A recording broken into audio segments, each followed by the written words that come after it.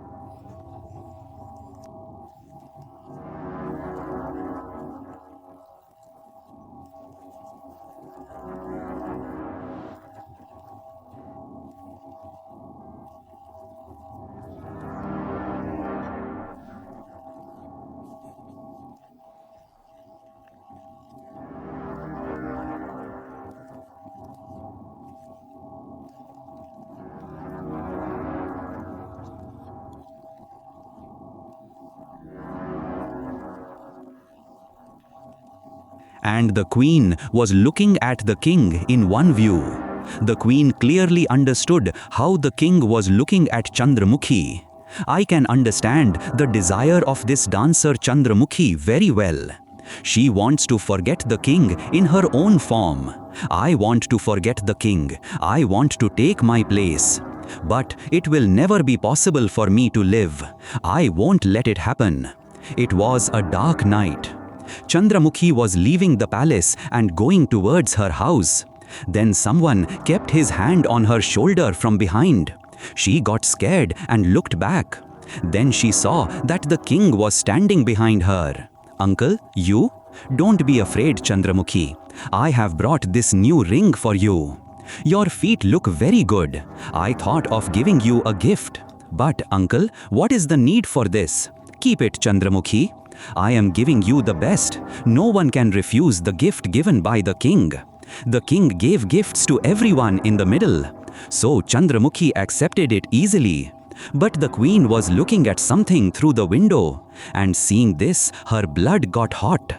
Chandramukhi won't give up so easily. Who knows what kind of magic she has done on my uncle? What did she do to make him fall in love with her? She has trapped her with her beauty. That's why he doesn't love me anymore. I will make him in such a condition that he will never see her face again. After returning to the king's palace, the queen secretly went to Chandramukhi and stood in front of her. "Queen, you are here so late at night? Tell me the truth. What is your intention? What do you want? You know that I am pregnant. The king's child is growing up in me." "Queen, I don't understand anything.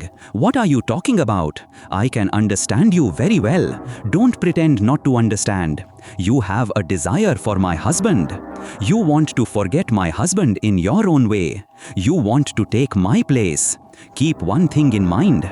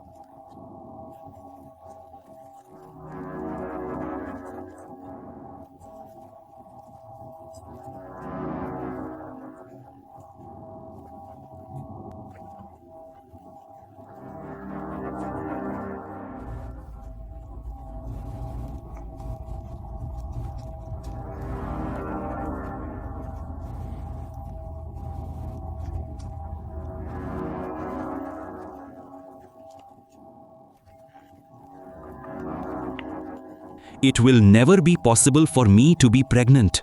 Even after that, if you try to forget the king, then you will get a lot of benefits. Enough. Enough is enough, Queen. I am keeping quiet. It doesn't mean that I won't say anything. And you can say whatever you want. I just came to dance in your palace. Because there is no one else in my house except my mother. And that's why I have to do this. I don't have anything in my mind like you think. Do you understand? Hearing Chandramukhi's story, the queen's anger increased even more. She secretly returned to the palace again. But she didn't sleep all night. She spent the whole night like this. The next day, when Chandramukhi came to dance in the palace, the queen went to the same house where Chandramukhi used to wear her clothes. The queen collected some straws from Chandramukhi's clothes, and in the middle of that, she went to a deserted house in the palace. She lit a lamp in the middle of the house and cut a stick on all four sides. The queen started chanting some mantras, and she held a black poppy in her hand. The angry Chandramukhi's stick tied the poppy's horn and put it on the tree. The queen covered her face with a black cloth and secretly went out through the back door of the palace, and she went towards Chandramukhi's house. Some distance from the palace, there was a broken house of Chandramukhi. The queen went to the house of Chandramukhi. She dug the ground and buried the poppy. She secretly returned to the palace again, and she went back to her room and slept. What happened to you? You were absolutely fine last night. What happened to you suddenly? Let me see. You don't have fever again. Why? Bimala touched Chandramukhi's head. Chandramukhi's head was extremely hot. Bimala went to the doctor for a few days and got Chandramukhi treated.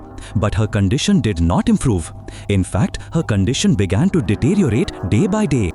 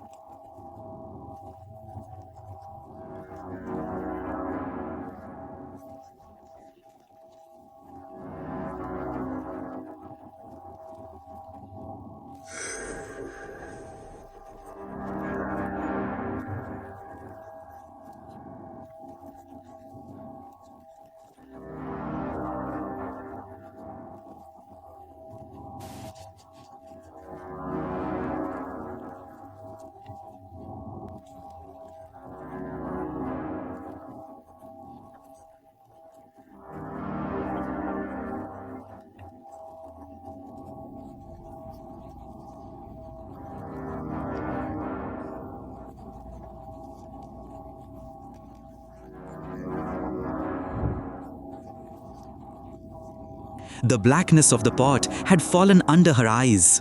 Her body had become like a dry stick. Chandramukhi, who had been known for her beauty for so long, had become so ugly that she could not see herself in the mirror. And when she bravely looked at the mirror, she saw her own form and shed tears with her eyes. Sitting on the ground, her mouth was covered with 2 hands and her ears were crooked. Her ears were not closing. Her whole body was drying.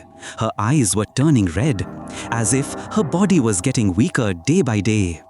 She could not breathe and her throat was cracking. She would sometimes look through her mouth. Sometimes she would look at the mirror. Then she would bow her head and cry. It felt like there was a fire burning inside her that was eating her. Her skin was slowly falling off, and there was a lot of swelling all over the body, and she would pray to God for her own death. Seeing Chandramukhi's condition, she would shed tears from her mother's eyes. When her illness could not be cured, her mother took her to the tantric, but no one could cure her.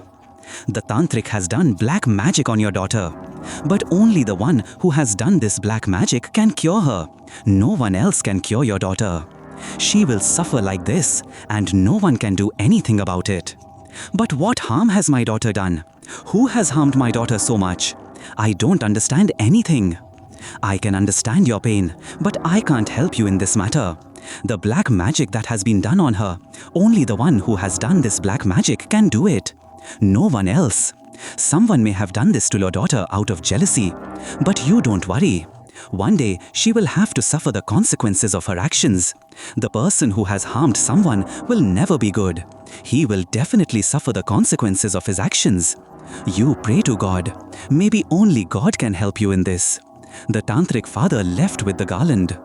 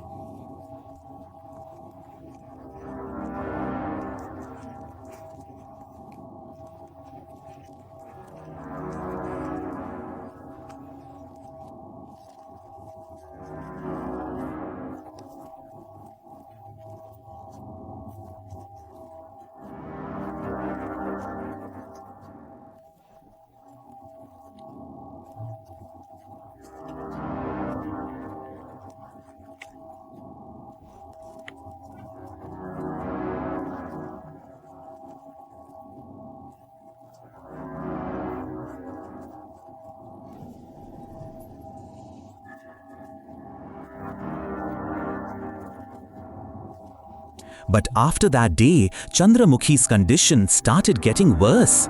Chandramukhi's mother brought food for her, and she was sleeping on the bed. Her mother pulled her with her own hands, and right then her mother felt something in her hands.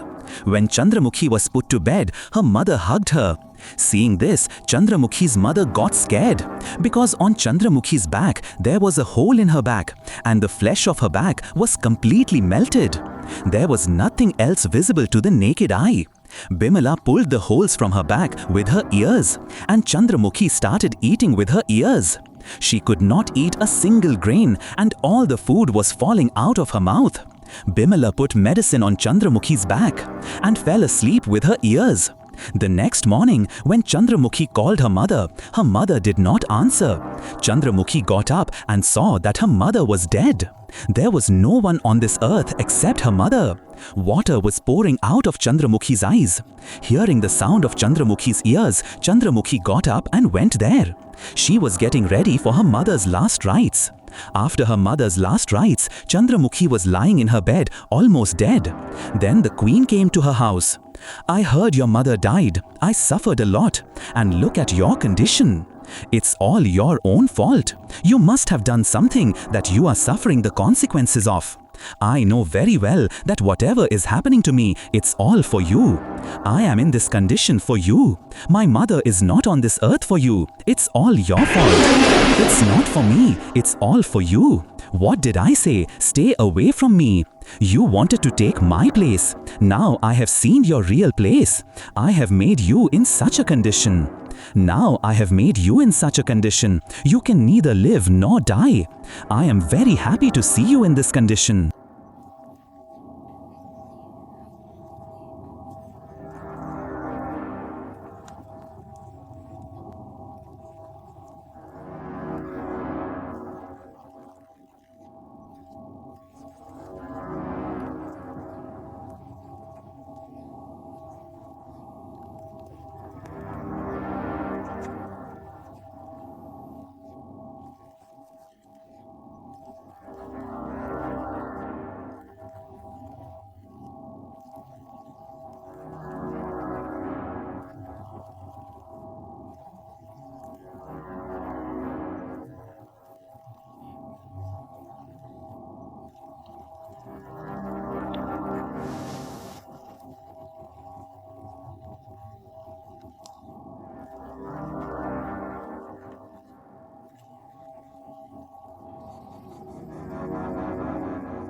Now suffer like this and wait for your own death with constant pain.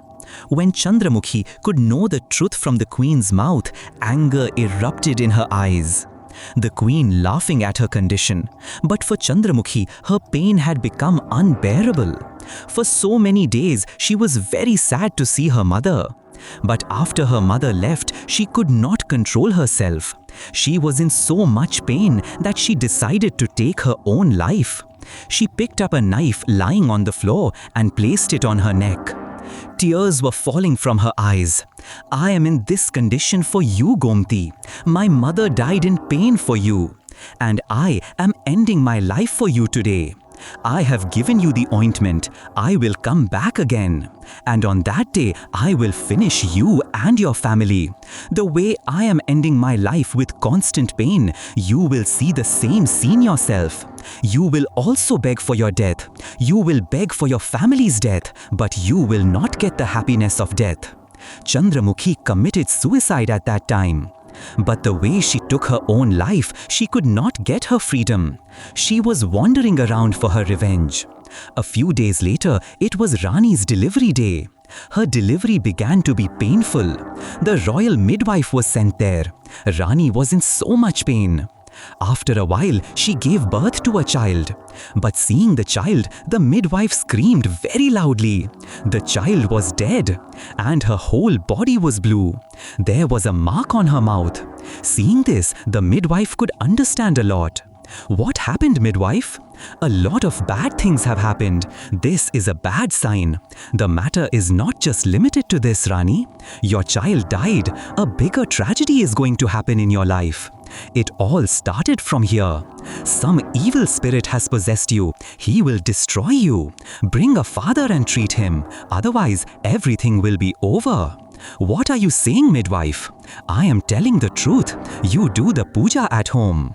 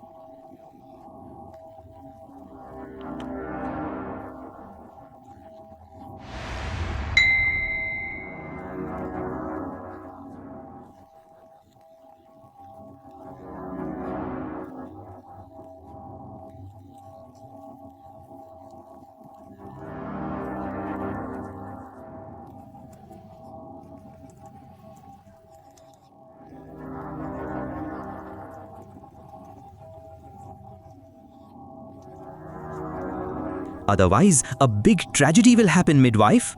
One night, Rani was not able to get up from her deathbed. She heard the sound of bells in the palace. Hearing that sound, Rani's whole body started shivering. Her whole body was soaked in the sun, and in fear, her whole body was shivering. She got up from the bed in fear, but when she looked ahead, she saw Chandramukhi was standing in front of her. There was nothing else in her body except her neck. Her whole body was covered with flesh, and she was coming towards Rani with a terrible smile. Seeing her, Rani started running behind her, but suddenly she fell to the ground. Chandramukhi's hand fell on her. Rani screamed loudly. Her scream shook the whole palace. Hearing her scream, the king's voice broke. The king came running and sat Rani on the bed. "What happened to you? How did you fall down? And why were you screaming? Are you all right?" "No, he came to kill me. He killed my child. He killed your child. He won't leave me now." "Who? Who killed your child? And who won't leave you?" "Chandramukhi, Chandramukhi's grandfather. He came here." "Call Tantrik, otherwise he won't leave anyone." "What? Chandramukhi's grandfather? But why would he oppose you? What did you do to him?" In fear, Rani couldn't say a word. The night was over. The next day, the king called Tantrik to the palace. In the evening, Tantrik cut a gun in the palace. He lit the gun on fire and sat there. After a few mantras, he ordered Chandramukhi's grandfather to come. And right then, Rani's body started trembling. And she started laughing. "You leave, Tantrik. You can't do anything. You can't do anything to me, Tantrik. I will take my medicine for sure."